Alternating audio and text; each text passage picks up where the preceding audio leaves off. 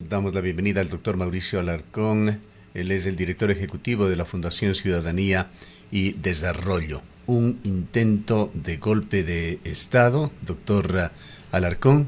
¿Es eso lo que trae de por medio esta denuncia por infracción electoral grave por violencia política de género en contra del presidente Noboa y 3 funcionarios interpuesto por la vicepresidenta de la República, Verónica Abad, después del errático manejo que ha tenido, desatinado manejo, el presidente de la República en la relación con su vicepresidenta?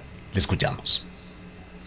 Gustavo, buen día, un saludo para ti, para la audiencia de Antena 1. Creo que el gobierno es probablemente bueno haciendo TikToks y comunicando a través de las redes sociales, pero es supremamente malo para el manejo de la crisis. Hablar de un intento de golpe de Estado por una denuncia presentada por la vicepresidenta de la República frente a un tribunal contencioso electoral que días atrás se alineó con el gobierno nacional resulta risible y hasta ridículo. Yo creo que un manejo de crisis como el que estamos viendo se convertirá en objeto de estudio para las personas que acudan a clase de marketing político o de comunicación política, porque incluso algunos ministros de Estado, que al parecer solo están cuidando su puesto, llegan a la inaudita cuestión de utilizar recursos públicos, de utilizar recursos humanos del sector público para hacer videitos como los que tú has señalado hace un momento y que puede, creo yo, en un futuro inmediato pasarles factura por mal uso de recursos públicos, ¿no? El uso de esas terminologías extremas creo que son bastante inapropiados e inadecuados incluso para el momento político. Tú lo Doctora, dijiste muy bien, perdón, tú lo dijiste muy bien hace un momento y probablemente Rosana, buen día, tú también coincidas. Esto es parte de esa pelea continua que ha existido por el primer acto de irresponsabilidad de Daniel Noboa siendo candidato, que es la mala elección de quien le acompañó en su fórmula presidencial. doctora Alarcón, muy buenos días. Pues este discurso se amplió por parte de todos los, o de la gran mayoría de ministros. Escuchamos repetir lo mismo al ministro de Gobierno e incluso a asambleístas que, si bien no llegaron a la Asamblea Nacional por el movimiento ADN o de la mano de Daniel Noboa, ahora están trabajando de manera coordinada, como es el caso de Adrián Castro, además asambleísta de El Azuay. Quizás lo que preocupa de todo esto es que los intereses políticos de cara a un proceso electoral del año 2025 están por encima de hechos que deben preocuparnos como ecuatorianos, como ecuatorianas, como es la violencia política y la violencia política de género.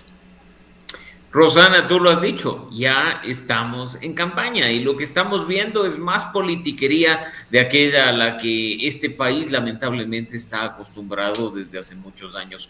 Ayer veía los videitos, leía los mensajes en redes sociales, porque algunos no editaron videos, y te diría que ya casi empecé a escuchar la teoría del golpe blando que se utilizó, recordarás tú, tiempo atrás por parte de otro exmandatario. Así es que ese tipo de cuestiones y teorías de la conspiración no le sientan bien al país. La política tiene que llevarse con altura y uno tiene dentro de la política que asumir plenamente las consecuencias de los actos. Ahora, curiosamente, en esta semana todo parece girar alrededor del Tribunal Contencioso Electoral.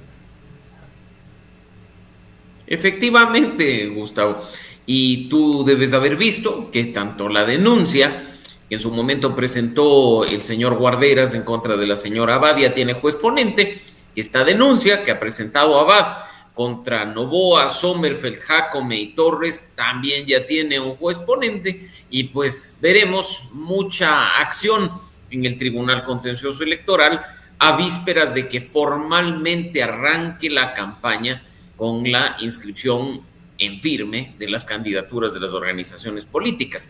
Estas jugarretas creo que podrían incluso afectar el proceso, porque los ojos de la ciudadanía van a estar en este organismo y si actúa en derecho, que esperemos que así sea, procederá de la forma que corresponde sin importar el apellido del atacado o el cargo que éste ocupa.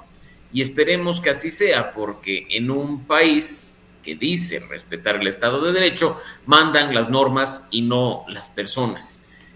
Hay que tener en cuenta también que ya hay antecedentes sobre el tema de violencia política de género que han llevado, y quizá ese es el temor del gobierno nacional, más allá de tener alineados a ciertos miembros del contencioso electoral, a la destitución de varias autoridades en gobiernos locales. Ahora, ¿qué es lo que sucede y hacia dónde va este tema del Tribunal Contencioso Electoral? Fernando Muñoz sostiene, y lo hace también a través de recursos ante la justicia, que él sigue siendo presidente, pues que la destitución es ilegal. Gustavo, el Código de la Democracia, que es la ley que manda tanto al Consejo Nacional Electoral como al Tribunal Contencioso Electoral, no establece ninguna norma respecto de lo que se ha hecho.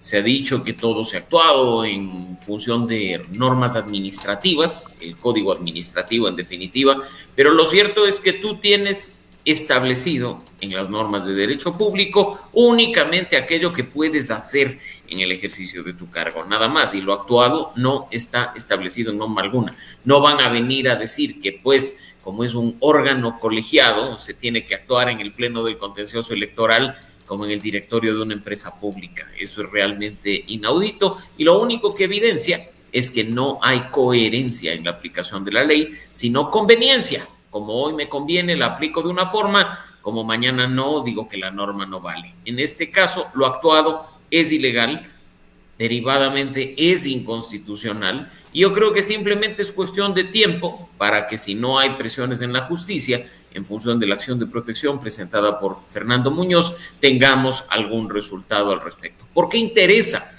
tener el control del Tribunal Contencioso Electoral? No te olvides que esta institución, este órgano de 5 jueces, es el que resuelve sobre los problemas al interior de las organizaciones políticas, sobre las denuncias que se presentan por violencia política de género o por incumplimientos en la cuestión de paridad o de respeto a la cuota de juventud establecida en el Código de la Democracia, y que es incluso una instancia superior a la que se acude cuando hay una resolución desfavorable en la vía del Consejo Nacional Electoral.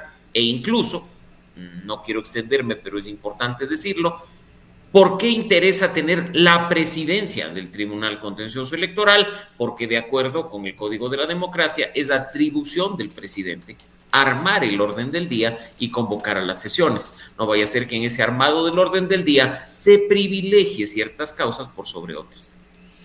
Ahora, doctora Alarcón, ¿considera usted que efectivamente estas acciones interpuestas por Fernando Muñoz, incluso conocemos que ha puesto una denuncia en la Fiscalía para que sea la Fiscalía la que investigue, van a tener un resultado oportuno? Las elecciones están a la vuelta de la esquina, estamos ya cerca en el año 2025, y quizás lo que más preocupa es en qué medida toda la justicia está tomada por estos intereses de grupos políticos.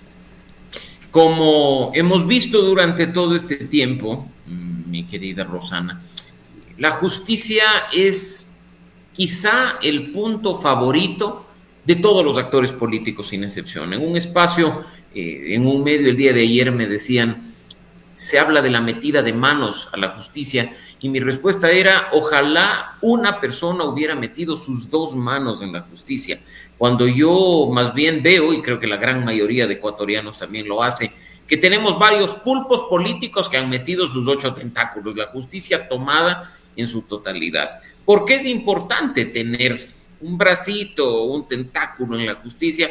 Porque cuando la política electoral te da un espacio en el Ejecutivo, dándote la presidencia de la República, te da algunos espacios en el Legislativo, con curules, bancada, o incluso una minoría o una mayoría, es por la vía del voto. Puedes concentrar el poder en esas 2 funciones.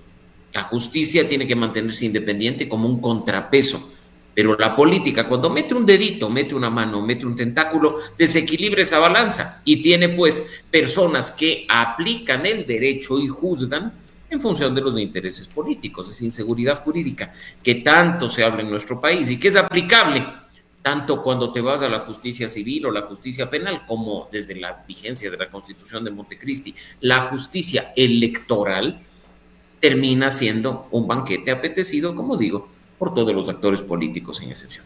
Ahora, siempre está el problema de la legislación aquí en Ecuador, esa falta de seguridad jurídica.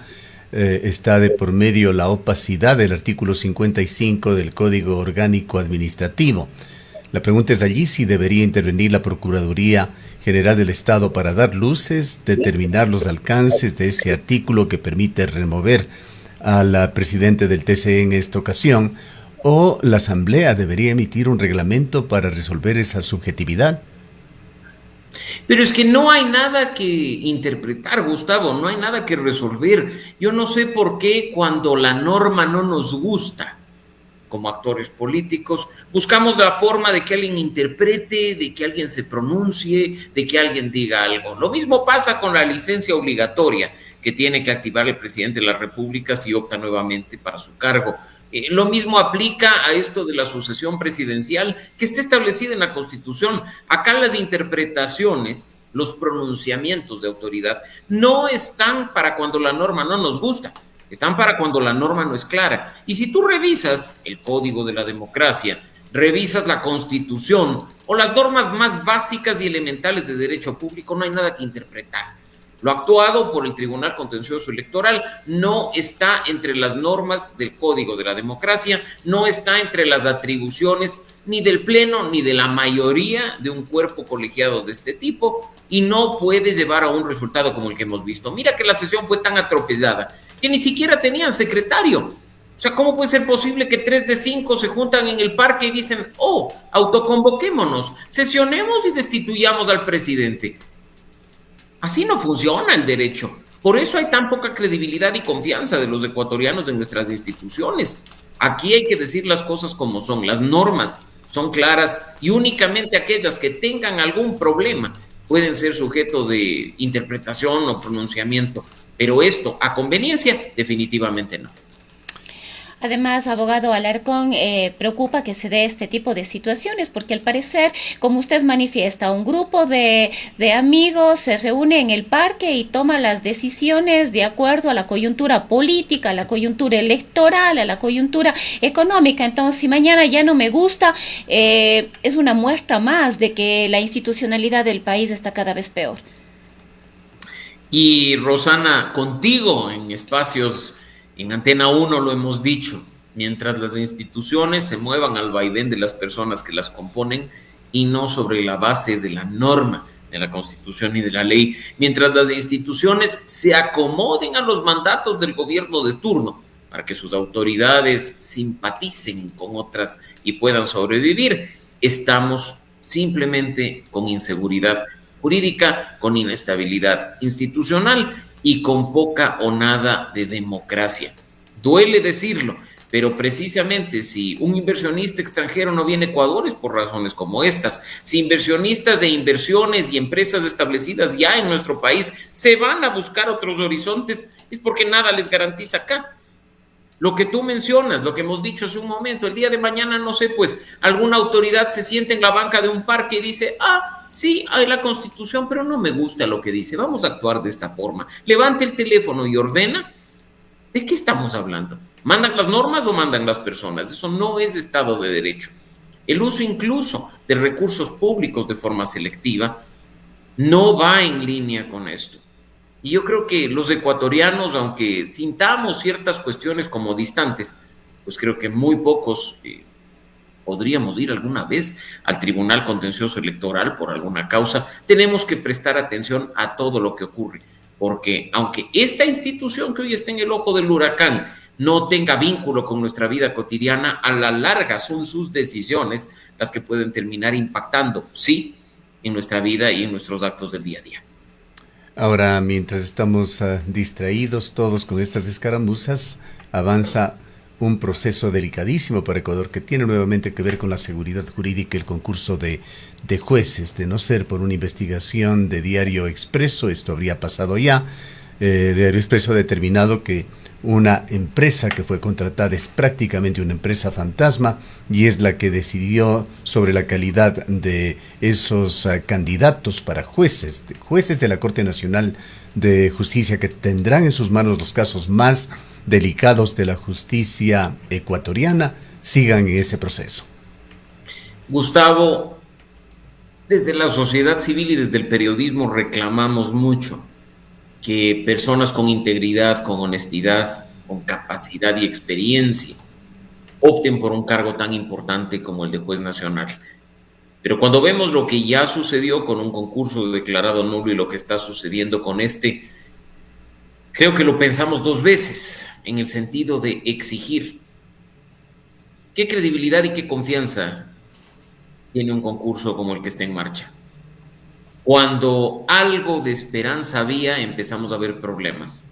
Empezamos a ver insuficientes postulantes, personas que no superan algo tan básico como una prueba de confianza, personas que ni siquiera están dispuestas a declarar sus intereses para evitar un conflicto en la materia, o personas que ni siquiera en medio concurso se dieron cuenta que la empresa que los iba a evaluar en las pruebas de confianza era quizá una empresa fantasma y que únicamente reaccionan cuando se dan cuenta que han sido sacados de... A veces esas pruebas fueron hace más de un mes y ahora se está analizando este tema. Ramiro García, quien se ha retirado. Gustavo, menos mal que el periodismo y la sociedad civil estamos haciendo un trabajo, pero yo te pregunto, los postulantes para la Corte Nacional no sabían precisamente hace más de un mes qué empresa era la que les iba a tomar las benditas pruebas de confianza. Y si tanto les preocupaba el tema, no podían hacer una investigación básica como la que se ha hecho en el periodismo o en la sociedad civil, pero no,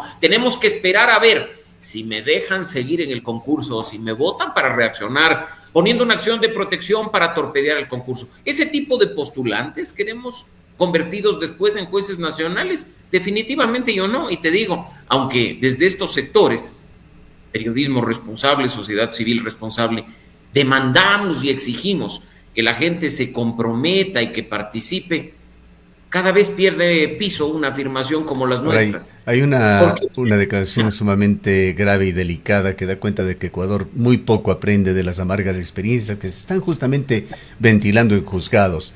Ramiro García, destacado jurista, al tiempo de retirarse del comité de expertos que supervigila supuestamente esta misma selección de jueces, lamenta que nuevamente se esté articulando entre la política y el crimen organizado para minar la posibilidad de una depuración de la función judicial. Y tú ves personas que quieren hacer bien las cosas, personas que están comprometidas con que un concurso se debe de la mejor manera, prefieren dar un paso al costado antes que caer en estos juegos que no nos llevan a nada. Y tú ya lo decías y lo estamos viendo, para nosotros en alguna medida es grato hacer veeduría, es grato tener personas en los medios de comunicación como tú, como Rosana, que están pendientes, pero yo creo que hay que ir mucho más allá y hay que movilizar a los ciudadanos para que después no nos estemos lamentando de cuestiones como las que acaban de pasar con el señor Terán, ¿no? Donde por una cuestión parece ser de amiguismo, sales de una prisión y entras a otra con conexión permanente a internet, conectado con el mundo exterior y haciendo de las tuyas como en tus mejores tiempos de libertad. Eso es inaceptable. Para eso algunos quieren la Corte Nacional de Justicia. Para eso algunos actores políticos quieren meter un dedito, una mano o un tentáculo en la Corte Nacional de Justicia. Yo creo que eso sigue pasando porque lamentablemente quienes estamos de este lado, quienes levantamos la voz y quienes denunciamos, aún no tenemos la fuerza suficiente para constituirnos en contrapeso frente a los abusos del poder. Ojalá más ciudadanos, más periodistas, más organizaciones, más académicos se sumen a esta acción para que la justicia en algún momento recobre su independencia y para que sus decisiones estén alineadas a derecho y no a los intereses políticos del momento. Con todo este ruido y esta niebla de por medio, y con esto concluimos, Mauricio, ¿cómo se perfila este nuevo proceso electoral que promete más de una decena de candidatos? Más de lo mismo. Mientras los ecuatorianos, Gustavo, seamos los que paguemos la campaña, mientras la publicidad electoral salga de nuestro bolsillo, mientras no se depure el sistema de partidos y movimientos políticos que nos ha dado más de 270 organizaciones en más de una ocasión, seguiremos teniendo personas que lo único que buscan es un minuto de fama, sabiendo que los votos que obtendrán serán unos pocos, sabiendo que las curules que obtendrán en la Asamblea Nacional son unas pocas y que pues simplemente con eso negociarán con el poder de turno un pedacito del reparto. Hay que trabajar también en solucionar el problema de fondo, que es organizaciones políticas que no responden a los principios democráticos. Cuando solucionemos ese problema, tengamos partidos y movimientos con buenas bases, que respetan la democracia interna, que no tienen dueños y que no tienen chequeras de una sola persona, creo que estaremos en el camino a solucionar el problema a mediano y largo plazo. Bien, queremos agradecerle por su presencia. Han escuchado al doctor Mauricio Alarcón, él es coordinador y es director ejecutivo de la Fundación Ciudadanía y Desarrollo.